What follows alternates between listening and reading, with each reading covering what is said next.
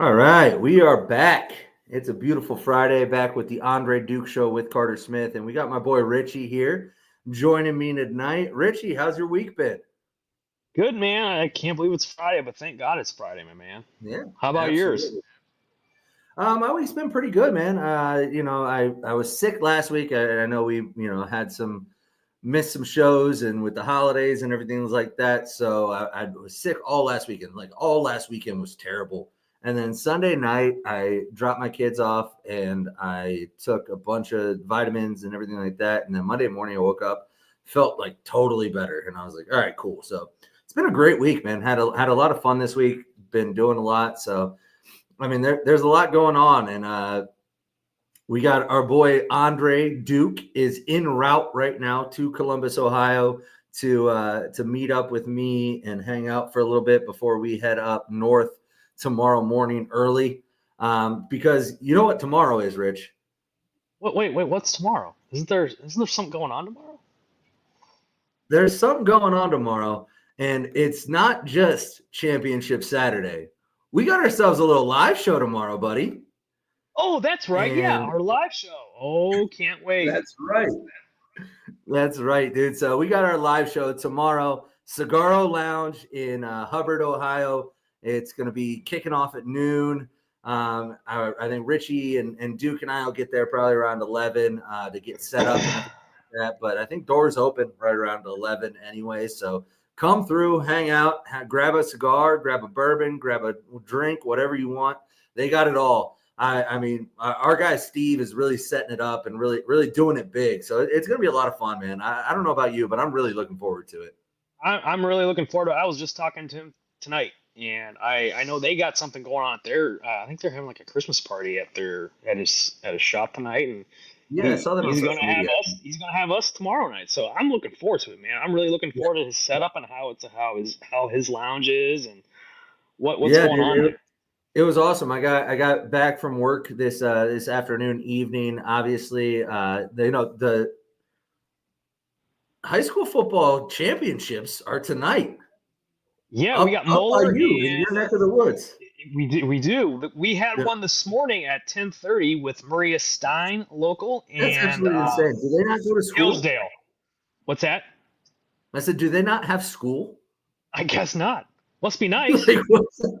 Yeah, right. Like my daughter was in school at 10:30 this morning in Dublin. Oh, So like, I'd hate to man. Imagine you're a senior and it's like, man, I got an exam, but I got to go play states. So I guess I'll yeah, have to I take gotta go try win a state title. Yeah, Yeah, did exactly. you check the score for that Division 7 game this morning? I did not. What happened there? So Maria Stein local, who's a little mini powerhouse in I think if they're on the west side of Ohio, they're part of the MAC conference. They Yeah. just take a wild guess. They've won like 15 Oh, state shoot, shoot, shoot. titles. No, I did see this. I did see this. It was 74-0, wasn't it? Yes, I have never Jeez. seen a high school game in Ohio, let alone a state title game that high. I mean, a blowout like that. I That's think the eighth that's grade team got in. absurd. That is absolutely absurd. Sorry, my headphones are screwing me up Oh, right you're now, good. but that's absolutely insane. And do you know? So there is. Oh, hold on. Let me switch this around. This is all right. Can you still hear me, Rich? Yeah, I can hear you. You're kind of muffled, but I can hear you. Okay. Okay. Sorry, my computer just got real weird. But so there was a team in 6A ball in I believe Pennsylvania back in the 1970s, and I'd have to look it up, but they went the entire year. They won. I think they won. Obviously, they won states, but they went 10-0 or whatever, right? Do you know what their Right. score differential was? No clue. 444 points. Do you know what their points scored was? Well, you were breaking. What 400. was that? I said, do you want to know how many points they scored that entire year? So their point differential was 444. You want to know how many points they scored the whole year? How many? Can you hear me all right? Is it not it not working? I can hear you. You're kind of it's awful. Here, let me get rid of these. It might be just better. Can you hear me better now? Yep, I can hear you better now. It's like a Verizon commercial. Can you hear me now? All right, cool. Anyways, so the team back, it was 1973.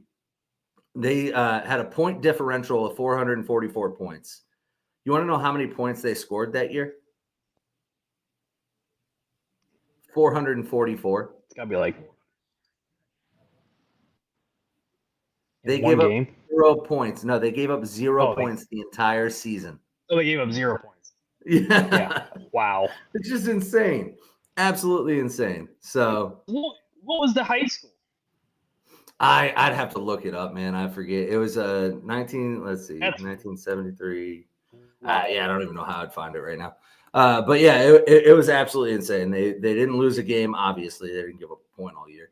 But yeah, so we got high school football in Ohio. I was gonna come up to Canton to go watch the Olentangy Liberty Patriots. My nephew's team, shout out Cam, is up there in Canton at Fawcett Stadium right now. Just kicked off, and they're taking on Cincinnati Moeller, and they're big underdogs, but they need to get it done for Central Ohio. Okay, we need another state champ in Central Ohio. It's been a minute. We've only had a couple. We need one. Mm-hmm. So, but other than that, man, week's been good. I know Bishop Watterson. They beat Toledo Central by like 5. Yeah, shout out Watterson. I know a lot of people that went to Watterson. Obviously, it's a private school real close to where I grew up. So, you know. Watterson's a good spot, but jumping into kind of more of the meat and potatoes of what's going on here. Are you ready for this weekend? I mean, I don't think is it just me, or do you feel like this weekend isn't as exciting as you thought it was going to be, or like people aren't as excited for it as you thought it was going to be? Like not our live show, but I just mean like, yeah, because it has a different feel. You know, when not to be a homer, but like when the Buckeyes are playing, it's different. The hype's different, but I'm looking forward to it. It's our last full weekend of really college football until bowl season, Carter. Yeah, exactly. So I think there's two things. Obviously, number one, I'm in Columbus, so I get the general feeling of Buckeye Nation, right? And so like Buckeye Nation's not very excited for this weekend, obviously, but I just think that the 12-team playoff has kind of taken some of the excitement out of conference championship weekend. I think that's part of it because, right, like every team playing this weekend outside of Clemson and just Clemson. I mean, but like they could get in if they win. Like every team playing this weekend's already in the playoffs, right? Except for obviously loser of the ACC, if it's Clemson, is out. Loser of the Big 12 is out, so that there's some excitement there because it's winning and you're in. But like Big 10 championship, like yeah, it matters for seeding, but like they're both already in. SEC, they're both already in. And so I think it takes a little of the excitement out of it in that way, and I feel like that's kind of what I'm experiencing is like, man, there was so much excitement to those SEC title games and everything like that before. And now it's kind of like I don't really care. A warm-up game, like a warm-up game for the playoffs. Mm-hmm. It's the college football playoff, not the championship game weekend is maybe kind of lost its luster, like you were saying. Yeah, and I think that was expected. At least I expected it. I think a lot of people thought that like these first round buys would mean a lot more than maybe they do. Although, I mean, and this is the argument that I think a lot of people had before everything kicked off and before we were actually in it is, would you rather go to a conference championship game with the potential of getting a bye, have to play an extra game in the conference championship, And if you lose, then you're going to have to play 5 games to win the Natty. Or would you rather not even make the conference championship, get that bye week on the front end, and play 5 games to win the Natty? As far as the resting your players, I mean, I'd rather have my guys well rested for a run in the playoffs versus having to play in a conference championship game. Yeah. Like, obviously, if you win the conference championship, you get an extra week of preparation. So that's the benefit there. Mm-hmm. But, like, let's say you're Oregon or Penn State this week, right? You're in the playoffs. Like, if you don't play this week, you're at worst a 5 seed. Right. Why even play the game? You're risking injury with maybe some key guys, you know? Like, what happens? Let's say, all right, hypothetically, tomorrow Penn State and Oregon play. What if something happens to Dylan Gabriel? Like, yeah, I mean, does Oregon get left out? Right? Yeah. Do they get left out? Do they go play in the Pop-Tart Bowl? Is this Jordan Travis 2.0? Like, shit, maybe.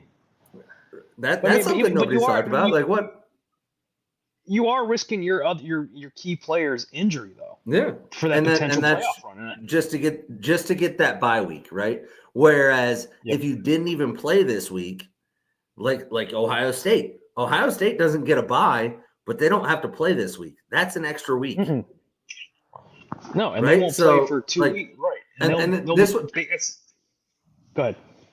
This was my argument when everybody got on how Notre Dame can't get a bye and how it's so much better to get a bye. And it's like, dude, Notre Dame can go 12-0, end their season on Thanksgiving weekend. They don't have to go play a tough game against a top 5 opponent the next weekend. They can take that time, get healthy, prepare, and then I mean, because right now, if you're Penn State, you have to prepare for Oregon, only Oregon. So you can't prepare for whoever you might play. And then after this week on Sunday, you're going to get your bracket. And then there's going to be 2 teams you have to prepare for the next week, right? Because you could play either one, whoever wins. So you can't necessarily lock in on one team and prepare for them. So it's not a true bye week, right? And then that game plays, and then you have 1 week to prepare like everybody else. So to me, there was no downside to Notre Dame not getting a bye. Like, they just skipped conference championship weekend. And if you're the 5 seed, that's a win. That's a win. If you're the 5 seed, I mean, that 5 seed, right? Like, the 5 seed's the easiest path to the Final Four, and you don't have to go play Oregon or whoever who's a top 5 team. Like, I just didn't get it. So I think this is all going to change very quickly because there's no benefit to this right now. And I know they were trying to make conference championships still matter. And I think there's a way you do that. And I think the way you do that is just by giving conference champions an auto bid, and just understand that means the Big Ten and SEC championship means literally nothing because those champions are getting in regardless of if they win the conference or not. But for the Big 12, an auto bid is huge, or for the Mountain West or whoever. And some of those at large bid, some of those at large teams, like you said, like the Mountain West, those are big. But here, there's always going to be positive and negatives with playing those conference championship games. Mm-hmm. Well, I think the only way I don't know how you make conference championship games matter, because in the theoretical situation that I'm talking about where the top 4 teams get byes, Oregon and Penn State would have a bye right now. Why would they even play a conference championship? Do you think maybe in the next couple of years they might just do away with the championship weekend with conference championships, and whoever has the better record in the conference, hey, you're the automatic champion like it was 12 years ago, 13 years ago? Yeah. Yeah, I mean that's possible. I think you're asking the conferences to give up a lot of TV revenue if they do that, because the Big Ten championship is a moneymaker. Oh, it's huge. you're going to be hard pressed to get the conferences on board with that and the TV partners. But ultimately, I mean, it's a dying system, so it'll all be revamped, and we'll get into that. But let's get to the show. Let's get it all kicked off. That was a nice little 15-minute preamble. But just to reset the show here, and then we'll get it kicked off. If you're out there on YouTube, Twitter, everything like that, first of all, thank you for tuning in. And second of all, make sure you smash the like button on the episode, hit the like and subscribe. Duke, myself, and Richie are thankful for everybody that tunes in every night, like my guy Brendan here, who he had this to say. And I'll be honest with you, Brendan, I haven't watched the new episodes of Here Come the Irish yet. So I don't have any thoughts on this. I love the Here Come the Irish series. Like, I think it's great. It's almost like Hard Knocks for Notre Dame specific. So I love it. But I haven't watched the new episode, so I will have to check that out. Probably not tomorrow. I got some things going on tomorrow, but maybe Sunday. The Browns play the Steelers, so I don't really need to watch that. But, outside of that. But, yeah, thank you for tuning in. We got our live show tomorrow. I already showed the graphic once, so I won't put it up. I'll put it up later in the show. But tomorrow noon, Cigarro Lounge in Hubbard, Ohio. Be there. But as I scrolled through social media, man, so I thought this was interesting here. Let me get it thrown up on the screen. Producer Ed is off tonight. He's taking his girlfriend out for a salami sandwich or whatever Duke likes to say. But this is allegedly the top 25 teams by resume. And I want your thoughts on it first. I can hardly see that. Let me zoom. I think you can. Yeah. Anyways, I can go through it, but I just think it's interesting to me because, like, the number one ranked team by resume is Alabama. Wow. And I look at this, and it just like they obviously put so much more weight into ranked wins than they do anything else. Like, yeah, Alabama beat Georgia. They beat South Carolina. Missouri's terrible, so I don't even know why that counts. But they're a ranked win. But they also have 3 losses, 2 of which are to terrible teams. And they have the number one resume. Like, I disagree with this entirely. I don't know what metrics they use other than the teams with the most ranked wins. But, like, so I'm just going to do this because you can tell, like, obviously the teams with the most ranked wins got ranked 1 through 3, right? And then the teams, it goes down from there, right? And then the team with the most, I don't know what they did from there because Syracuse has the most bowl eligible teams that they won against, but they also have losses, but not as many wins. I don't know I don't know how they did this, but you're telling me Alabama's resume is better than Oregon's? The fuck out of here.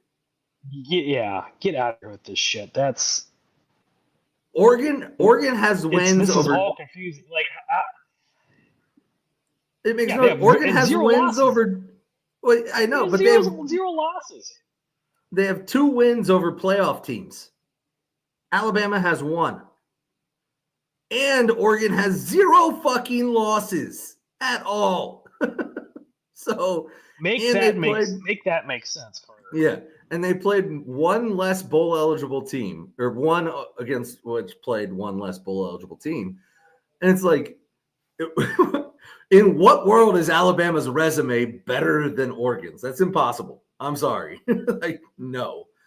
And Georgia's resume is better than Alabama's as well. Same amount of ranked wins, 1 less win over bowl eligible teams, but their only losses are to top 15 teams. Like, this makes no sense. This is garbage. It's stupid. It has to be propaganda. Like, this is literally what like the people going. Yeah, this is literally like what fucking Vladimir Putin would put out to say I'm a good fucking leader or something. Like, the fuck out of here. You're just trying to tell me why Alabama should be in over Miami. That's the only reason this is even here. Exactly. It's absolutely terrible. It's bullshit, and Alabama doesn't have the best resume in college football. Just so no, everybody knows. and to even have the time to even come up with this, you have too much time in your hands, and two, you don't know fucking anything about football. This is horseshit. And then look at number 4. Number 4 is fucking Syracuse. They have a better resume than Ohio State. Get the fuck out of here. One of their losses to Stanford. Stanford is one of the worst teams since Boston College. And Boston College. It's are you kidding? This is terrible. Yeah, not all ranked wins are equal, right? UNLV is not the same as beating Penn State and Indiana, bud. Sorry. No. Get the fuck out of here. Yeah, I thought that was funny because I was at first I saw it, I was like, damn, Alabama's got a real argument. Then I started diving into it and I was like, this shit makes no sense. Not all ranked wins are equal, and you gotta take they don't even account for losses. Losses just don't matter. It was awful. So I saw that and I was like, oh boy, that is not gonna go well. But it does bring me to exactly. Let's see what we got going on. Tells me the SEC is extremely overrated. I think that is a fair point. All of Alabama's ranked wins are SEC. That's true. But they play a cupcake schedule out of conference. At this point. This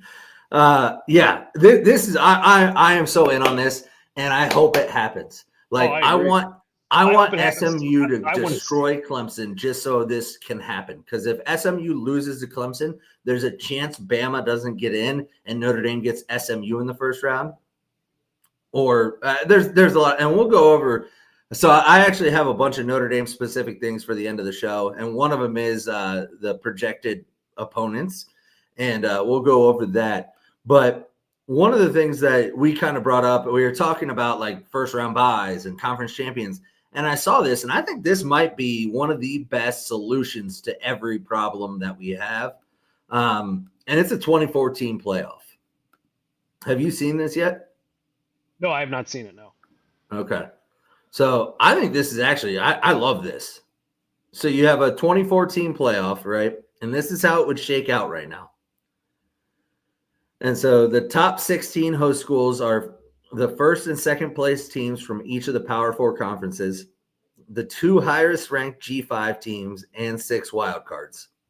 Now, I think they are including Notre Dame into the Power 4 realm, even though they're not in a conference.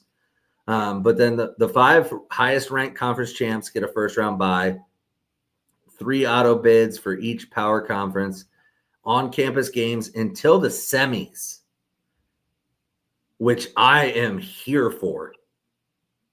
I am here for it too. I like that. I kind of. Here's the best part. My favorite part is this last part.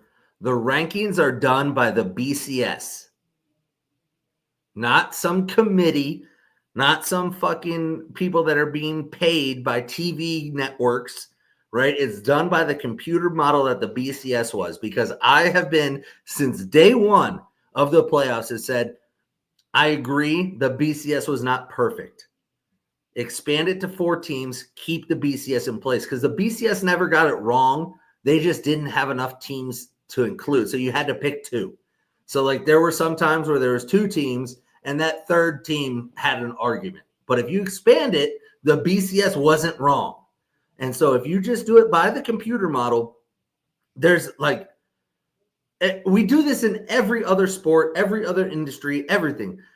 Computer models take human bias out of it. Now, there is some human bias in the BCS because it includes human voted polls like the AP and the coaches poll.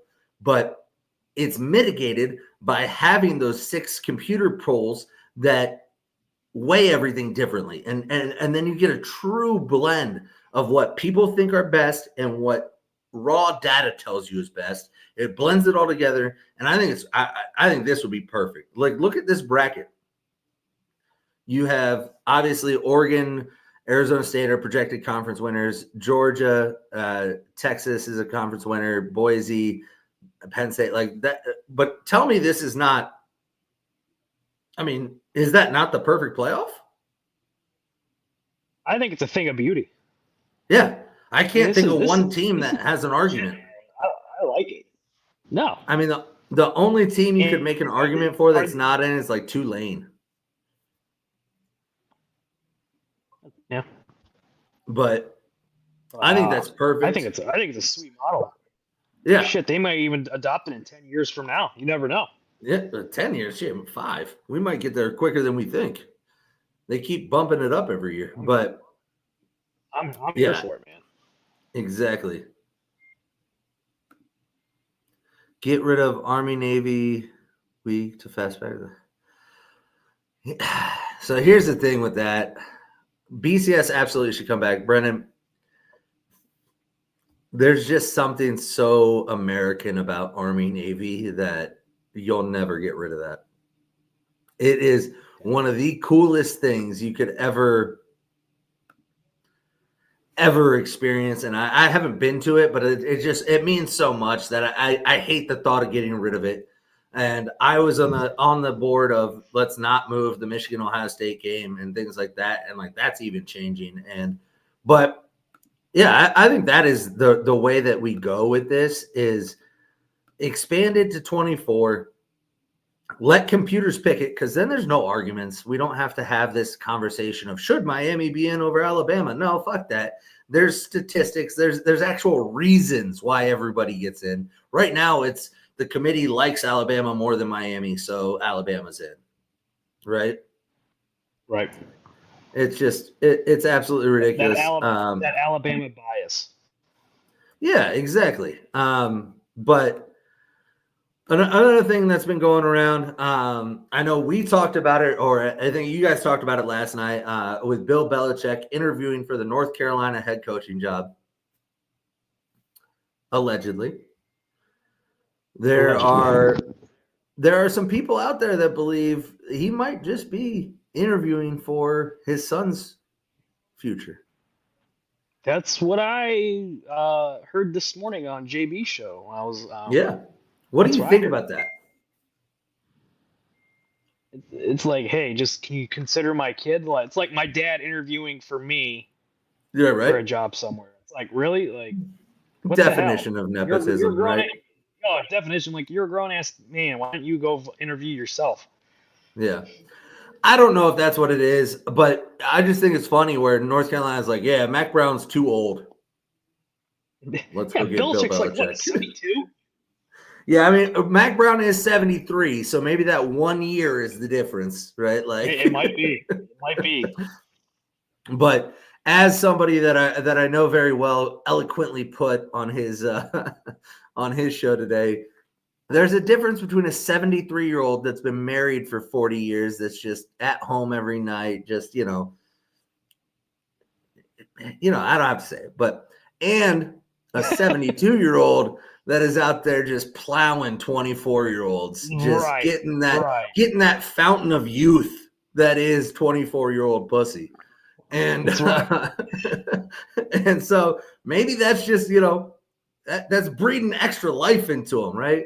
And they brought it up on stick of life. Yeah, they brought it up on Menace today, and I had to laugh. Like, you think he does? The fluid of life was the term. You're right, G. But could you imagine Bill Belichick like doing like a Jim Harbaugh style overnight visit? Jesus, I don't know. I was cracking up, and he goes, Zach goes, man, he goes to visit this 17-year-old kid. He's like, yeah, I think you'd be a great fit for North Carolina. And then a 17-year-old, 5-star has a 23-year-old sister, and he stays overnight. And in the middle of the night, he wakes up, and Bill's just plowing his sister over there. Got her on the plow cam. Just doing it to her. Oh man. Hey, get it how you live it, Bill. I love it. Hey, whatever, man. Life's too short. Enjoy it. YOLO. Exactly. But anyways, not to get too off the rails here. But I did see something today. So obviously, Fox Big Noon Kickoff has been a topic of discussion all year long, right? And Ohio State have kind of a bone to pick with Fox because I don't know if you know that. Obviously, you do. You're a Buckeye fan. Ohio State's last 6 games were at noon. At noon. Yeah. And the whole reason behind it, what Joel Klatt told me was noon is the best window in college football. Fox does better numbers than any other window at noon. That's why they do it. The numbers support it. And this whole argument is just not even worth having. Well, the numbers came out for this year. And Fox Big Noon was at number 1 for the past 3 years. Hold on, before we get into it, that came out as false. The player that hit the transfer portal did not DM DeBoer's daughter, apparently, allegedly, but he did leave the program. But Fox Big Noon had been number 1 in the ratings for the past 2 or 3 years, but this year. Here's the numbers. SEC on ABC primetime, 7.39 million viewers, up 106%. SEC on ABC, 3:30. What does that tell you? Night games, hello. Absolutely. Fox Big Noon at obviously noon, down 10% from last year. They are the only one down. Everybody else, like 106%, 57%. Hell, even NBC, which is literally 2%. It's 2%, and it's literally just Notre Dame and shitty Big Ten schools. Right. And I think NBC just started that, was it last year? Correct me if I'm wrong. Carter. This year's their first year with Big Ten. No. Yeah. Because they had – so you're thinking that because they had Notre Dame, Ohio State last year on primetime, but that was at Notre Dame. That was at Notre Dame, so that was just one of their Notre Dame games. Yeah, okay. But this year was their first year having a Big Ten contract, and it only put them up 2% because they got shit. Other than Ohio State, Oregon, they got absolute shit draws for every other Big Ten game. But hey, Fox. The numbers prove what we're all telling you. Big Noon sucks. I'm sorry. It does better than every other noon window. Great. But I would rather see Ohio State, Indiana at 7:30 at night than I would at noon. Everybody in the world would. Clearly, the numbers support me. So, I just thought that was interesting. I can't even fucking talk. The big marquee matchups, they gotta be at night, Carter. They have to be. That's where, the excitement is. When those lights, go on, game on, baby. Yeah. I mean, if I'm wrong, correct me if I'm wrong. Yeah. No, you're not. No, Urban Meyer would literally have probably. I could use a lot of expletives right now for what he would have done if he was the head coach this year with what happened, because Urban Meyer understood one thing better than any coach, I think, in the history of college football, and that's recruiting. And even if you don't have recruits on campus, they're watching on TV. And noon just doesn't do it for them, right? And nobody wants to go to a noon game. It's fun, it's fine, it's a game, everybody, woohoo, cool. But I'm telling you one thing for sure, 17, 18-year-old kids, you get them down in the South at 7:30 at night when that place is fucking crazy. And the same thing up north. If you take a perfect example, Notre Dame had a game against Florida State, 7:30 p.m. on NBC, and Florida State was one of the worst teams in college football. Now, when it was scheduled, they were coming off a 13-0 season. Everybody was excited for it, but Notre Dame put on a show. The lights were good, the music was crazy, the team, the crowd, everything was crazy. And you know what it did? It solidified a 4-star linebacker to come to Notre Dame. Exactly. And it impacted the program. And that's what Ohio State is missing out on. That's what Fox Big Noon is doing. And they think that they have this special formula that's going to lead to success, when in reality, they're pussies and they don't want to go up against the SEC and ESPN at night. That's all it is. They don't want to compete. They want to have their noon window. They're comfortable with it, doing well. But when the product gets worse on the field because your schools that you're putting at noon aren't recruiting as well, because recruits like to go to big environments, recruits like playing in front of the biggest crowds, the rowdiest crowds, on top of the national numbers that they do at night. When recruits stop signing to these programs you put on at noon, and it's not just the noon games, but that plays a role, right? Because if I'm a recruit, I want to be seen. And so it plays a role. And when that happens, you're going to get a worse product on the field. And Ohio State can only carry the Big Ten for so long before they just get sick of it, right? And so you can't put Ohio State at noon every single Saturday and think that it's a successful business model. It's just not. Correct. I would agree with that. And speaking of which, with recruits, I went to the Notre Dame USC game with my dad back in 2013. There was a recruit sitting behind Dad and I, and it was at night. And he was like, "I'm definitely coming here." He's like, "I'm coming here because it was at night, because the atmosphere the place was rocking." It was a close. I think it was like 14-13 was the game. It was the game when Cam McDaniel like stared at the camera with his helmet off. And yeah. So but you're right though. The atmosphere at night is completely different. Recruits are going to be amped up. They're going to be like, shit, I want to play in this atmosphere, this environment. I want to come here. Where do I sign? Where do I sign? Exactly. And that's the thing. Like, not only is it the environment that they're in, is it the eyeballs that are on them, but dude, you got to remember, these are 17 and 18-year-old kids.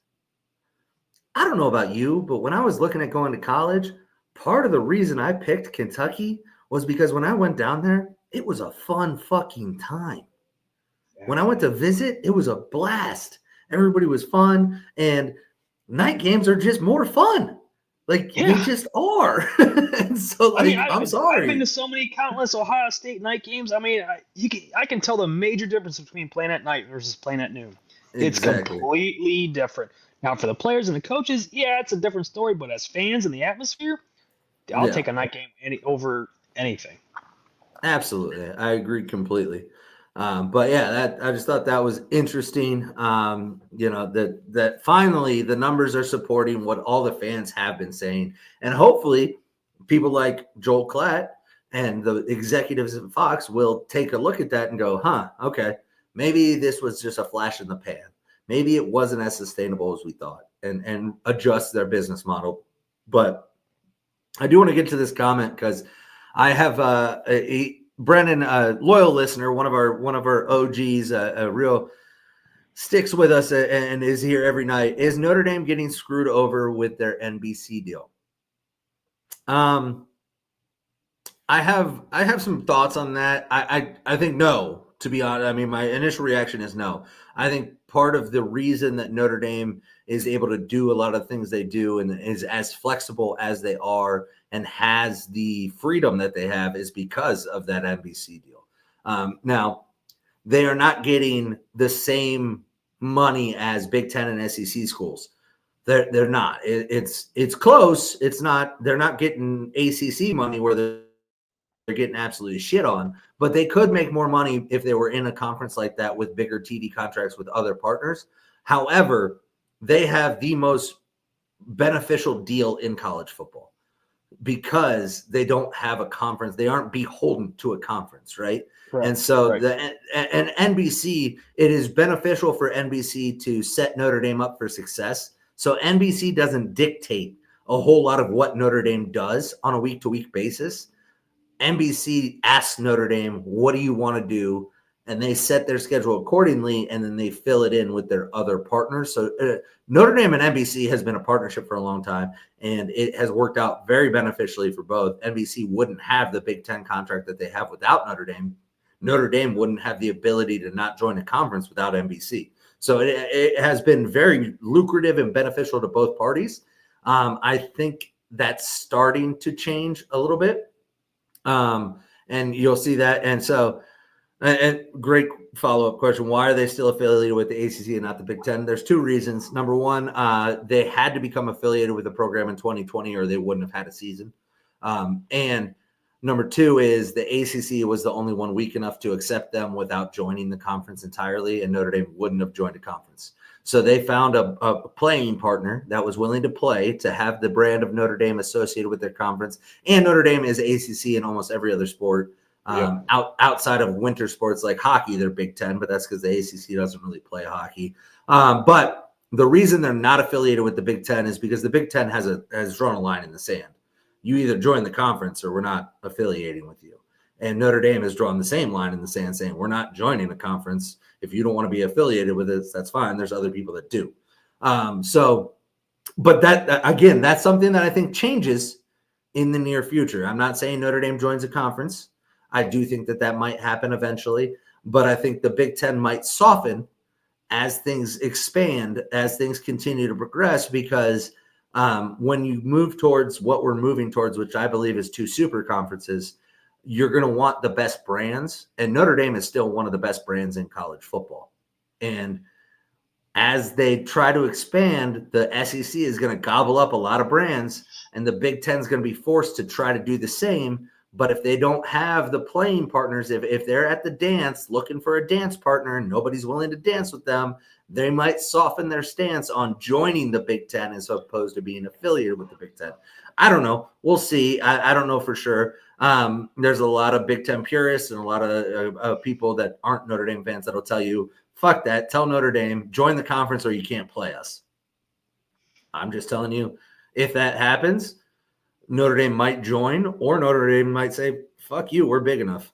I don't know. I don't know what happens there, but that's why they're affiliated with the ACC is because of COVID, honestly. But neither here nor there. I did think that all of that is interesting, and thank you for the questions. Anybody else, if you're out there, let's go ahead and reset the show. This is a good moment to do that. If you're out there listening, if you're out there on Twitter, if you're following us on YouTube or anything like that, make sure you slam the like button, hit like the episode, like and subscribe, hit the bell at the top so you get the notifications when we go live. Normally we do it at about 7:30 Monday through Friday. Obviously, Richie and I went a little early today. Sometimes Fridays are hit or miss because if I have my kids, if I don't, like this weekend I don't, so I can go pretty much whenever. But we also have tomorrow. I'm going to throw it up here again because tomorrow. Big day tomorrow. Big day tomorrow. Good old big day tomorrow. We got our live show tomorrow. Cigarro Lounge in Hubbard, Ohio. We're going to be out there at noon. We'll probably get there around 11. Doors open around 11, I believe. So Hubbard, Ohio, Cigarro Lounge. Come hang out with Richie, Duke, and I. We're going to be out there. We might have a couple special guests showing up. Don't know for sure. We'll see. But come out there, hang out, grab a stogie, have a cigar, enjoy some libations, whatever you partake in. They got a full bar, everything like that. We got the, I think, Big 12. The Big 12 championship kicks off at noon. So we'll be going live right when that kicks off. Get to discuss that live. We'll talk about all the games that are going on this weekend. It's championship weekend, baby. Like, it's still fun. I know the playoffs might have dampened it a little, but it's still fun. We're gonna have a great time, man. I'm really looking forward to it. So come out, hang out with us. It's kind of like Christmas come early for college football fans, yeah, or for football fans in general, you know. Yep, that is absolutely. I mean, it's an early Christmas present, and then after tomorrow, Sunday. It's Selection Sunday. We are finally going to be able to put all this argument, all this nonsense to bed about what the playoffs are going to look at. And so I think one thing that we will do, obviously we won't be able to do it live on air because we won't have the winners of the late games and everything like that. But I think Saturday night, once I get home or whatever, I think we'll put out our projected playoff rankings late Saturday, early Sunday, because we do that. And I want to get them out before they go on air Sunday morning and announce them. And we'll get those out there. And Brendan, thank you for the question. If NBC is starting to make TV deals with the Big Ten, what does that mean for Notre Dame, if anything? It means nothing. Honestly, it means absolutely nothing. All Notre Dame. So NBC made a deal with the Big Ten because the Big Ten was looking for additional partners because Fox doesn't have the capability to handle a full slate. Like when you make a deal with ESPN, like the SEC did, ESPN has ESPN, ESPN2, ABC. Like that's multiple networks. Fox really only has Fox, and they have FS1, but nobody it's not as prominent on packages across the country. So the Big Ten went out and found additional partners. That's why CBS now has a deal with the Big Ten. NBC now has a deal with the Big Ten. But it means nothing for Notre Dame because NBC values Notre Dame's contract with them more than they value the scraps that they're getting from the Big Ten.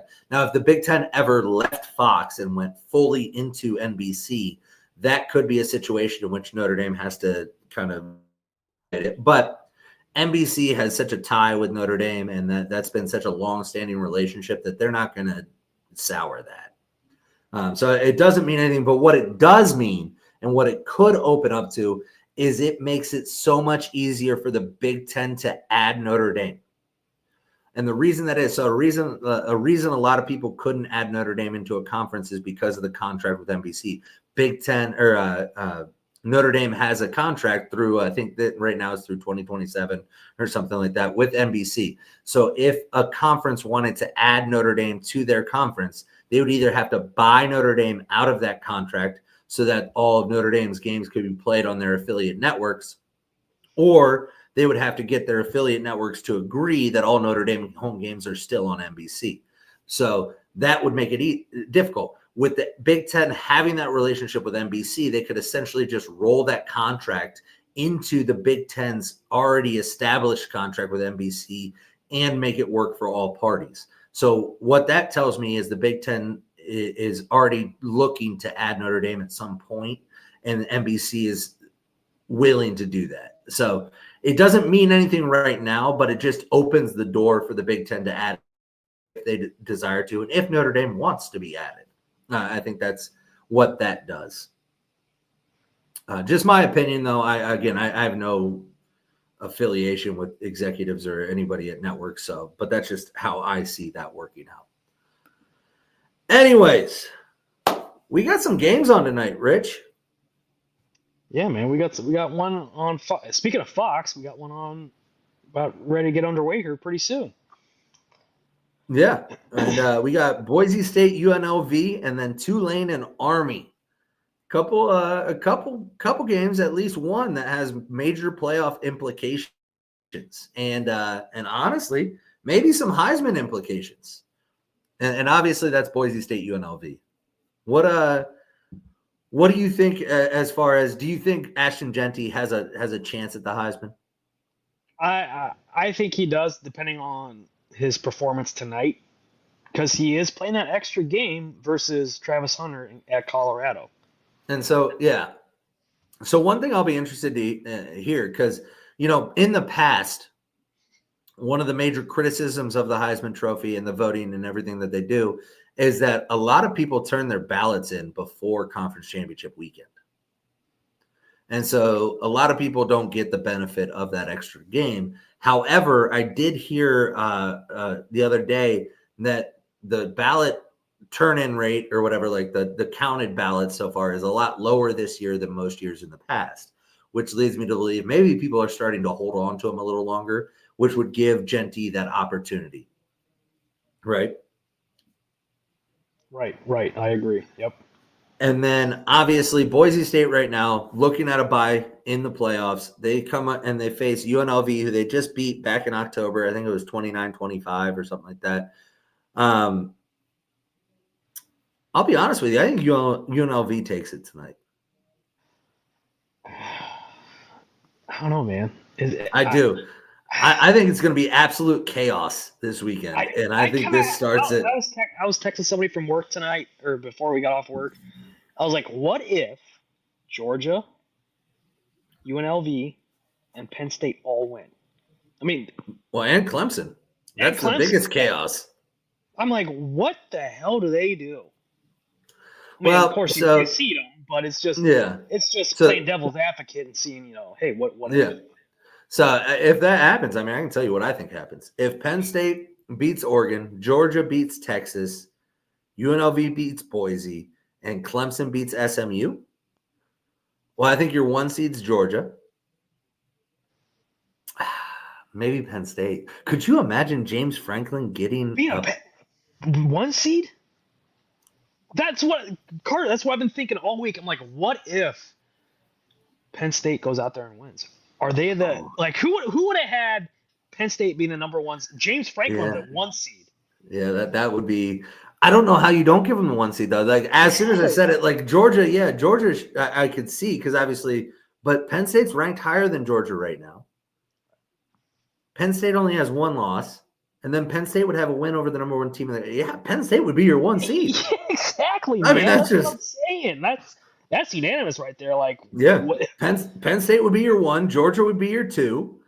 I don't fuck if I know. I don't know what happens after that. Like Jesus Christ, Clemson would be your 3 because they have to be a conference champion.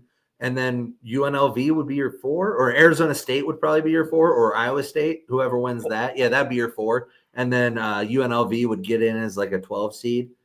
But what it would do is it would put the committee in a really bad spot. Oh man, could you imagine like? Because you know what? Hours and hours of not negotiating, but like figuring the shit out. Yeah, well, because you know what it does, right? Is SMU's ranked 8th right now. So if they lose to Clemson, who's ranked, I think, 15th or something like that, I mean, that's not a bad loss, right? It would be their 2nd loss of the season, 1st loss with their starting quarterback. And then would they drop below Alabama and keep Alabama in, even though they were ranked number 8th, and they told us that conference championship weekend wouldn't negatively impact people? Or do they stay in the top 12 and push Alabama out? Oh, man. Yeah. You know the committee is rooting hard for SMU Saturday, right? Oh, you know they are. Because they don't want this. They do not want this argument. They don't even want it. They don't even want it a little bit. They're like, please, God, SMU, save us. please, just like, we don't want to do our job. Like, come on. Oh, my God. Dude, I am so excited for that game. The chaos. If that it would be insane. In the first year of the 12-year playoff, or the 12-team playoff. Oh my God. My mind's like kind of like Alan from The Hangover. It's like all the equations and formulas. Like Well, and then that brings up another question, because obviously you get Clemson's a conference champion, they're in. Penn State and Oregon are both in. Georgia and Texas are both in. Arizona State or Iowa State, whoever wins that, is in. But that leaves that 5th conference championship or conference champion spot open, because Boise State's no longer a conference champion. So they're out. UNLV would be the conference champion in the Mountain West. But if Army beats Tulane, and here's the other thing, Brendan, they don't even have to beat Navy. The committee is going to pick on Sunday. They don't play till Saturday. So they're going to be in the playoffs or out of the playoffs before they ever play Navy. So if they beat Tulane tonight, does Army get in over UNLV? Here's why that's not going to happen. Here's why it wouldn't. Unfortunately for Army, right now they're ranked 23rd or 24th in the playoff rankings. They're going to face Tulane, who's, I believe, unranked because they lost last week. And then UNLV is ranked 19th. So they're already ranked 4 spots ahead of Army, and they're facing the number, 10 team in the country. So UNLV is already ranked ahead of Army. They're going to have a win against a tougher opponent. So Army is going to be left out in that scenario. Unfortunately, I agree, though. It's hard imagining a 1-loss Army conference champ not getting in. But unfortunately, the way the rankings are set up right now, there's just no way for them to jump UNLV unless UNLV loses, and then there's no way they can jump Boise. So, no, unfortunately, Army, I think it's cooked for them. There's no real – and then G said, James Franklin getting the 1 seed might be – yeah, dude. he might just come out and say, never mind. I know I said I'm not taking the job, but Ryan, you're gone. I don't even care if they fire you. I fired you. You're gone. Hey, just to give an update from Fawcett Stadium, Yeah, Liberty what's going on? 7, Moeller 0. Let's go. Come on, Pats. Come on, Pats. Bring it home for Central Ohio. Let's go. That's what I'm talking about. I think that's streaming on Spectrum. So if anybody's got Spectrum, those games are going live. So DM me your login because I don't have Spectrum. DM that's me. what I'm saying. DM me your login if you got Spectrum, please. But let's jump to the Notre Dame stuff. I know we. I think Buckeye fans agree with you, Brendan. If Ryan Day loses first round, he's out of here. I think at least that's the general consensus. It took Ohio State fans damn near a week to get to that point. They wanted him fired even if he made the playoffs. They wanted him fired even if he won the Natty a week ago. Now I think today they've gotten to the point where if he makes a run, we'll keep him. But if he loses first round and the sad thing is he's going to play an SEC school or something, so it's not impossible. And then they'll find another rationalization in their head because they don't want to pay him $40 million to go away. But I do want to talk a little Notre Dame because I know we sometimes skip Notre Dame on this show because there's not much going on right now, right? Notre Dame's done. They kicked the shit out of USC last week. We got to talk about that. And but there is some playoffs to look forward to. And I saw this video came out. And I got to tell you, man, I really like this team. And I got another video for tomorrow that I'm going to show. But this one, I think, I mean, this is the type of team that you're dealing with when you're talking about Notre Dame.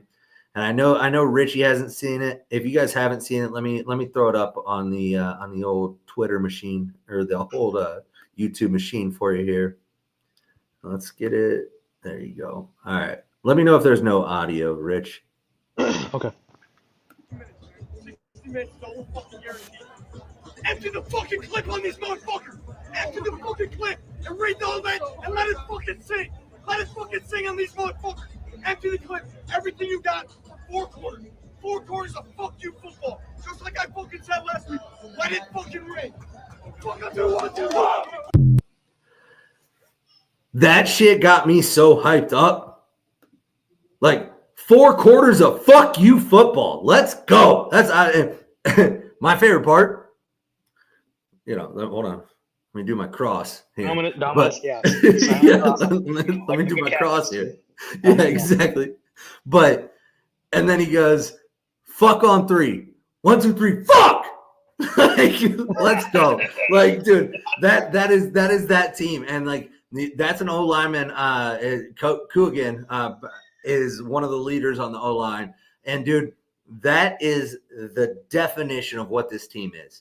And I am so ready to watch Notre Dame go out there. Yeah. That was awesome. Yeah. Hey, don't you grab me by the balls. I'm going to punch you right in the fucking face mask. Like, yes. Sorry, hey. And you know what? Good for him. Although, be careful. I've seen dudes punch people in the helmet, and most of the time the dude that punches the dude in the helmet is the one that gets hurt. So don't break your hand to make a point. Just kick him with your foot or something. I don't know. But yeah, dude, that just got me hyped. I'm so ready for this, and I know we got weeks to go, right? And we'll know Sunday who they play. But this team, I'm telling you, I believe this team has the potential to do something special. I've said it all year long. I've been very critical of the team at times. I still think Riley Leonard leaves a lot to be desired. I don't want to backtrack on that. I think he's a great leader and he's a really good athlete, not the best thrower. I've said that multiple times. But I don't think he has to be for this team to be successful. And the video that I'm going to show tomorrow at the live show, so make sure you tune in tomorrow at noon. I got a video. It's going to show you everything you need to know about this Notre Dame team. It is going to show you everything you need to know because they are one of the toughest teams in college football. And you know what? Lou Holtz wants to know, where is Ryan Day right now? Because we're a tough football team. And I do have a little probabilities for you and a little potential matchups as we finish up the show here. So there is a decent chance. Let me get it pulled up here. Obviously, right now, Notre Dame is projected to face Alabama in the first round of the playoffs. And before we get there, absolutely. I love Marcus Freeman, and I know if you look through my feed on this, I did call for Marcus Freeman to be fired at one point this year. So understand that I am a rehabilitated Marcus Freeman hater, but I wasn't ever a hater. I just hated losing in Northern Illinois. But I think Marcus Freeman has brought back toughness, and he's done something for Notre Dame that nobody in my lifetime has been able to do, in my opinion. I think Charlie Weiss did a great job at things, but those teams were a little soft. Right. But let me throw this up here. This just shows you kind of what they could be facing in potential matchups. So these are the teams they could be matched up against right here. Obviously, right now, they're matched up against Alabama, which is their lowest win probability at about 50%, a little bit under. And I've actually seen projected spreads for that game, and a lot of the Vegas projected spreads have Notre Dame favored by like 1.5. But you can see on this this model right here, they have Bama favored at 0.6, so it's essentially a pick 'em. But every other scenario gives Notre Dame a hell of a chance to not only advance, but advance convincingly.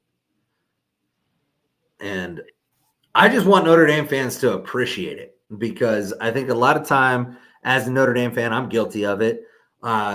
We get so caught up in the not being the top tier, right? Like we're not at the same level as Georgia and some of those schools in recent history. But I think this year we're starting to get back there. I say we, I'm not even a part of the program. Notre Dame is starting to get back there, right? And this just shows you, man, that there's a good opportunity that Notre Dame, I mean, they made the playoffs. It's done. They're going to host a playoff game, and there's a good chance that they win the first round. And if they get the matchups that I think they're going to get, there's a good chance that they even make a little run, and they could. I'm not saying this just to say it. I think there's I'd put it at about a 40 to 50% chance that Notre Dame makes the semifinals. I think that's just what I mean. What do you think, Rich? Am I crazy? I'm a Notre Dame fan. You're not. I don't think you're. I mean, I like Notre Dame. Yeah.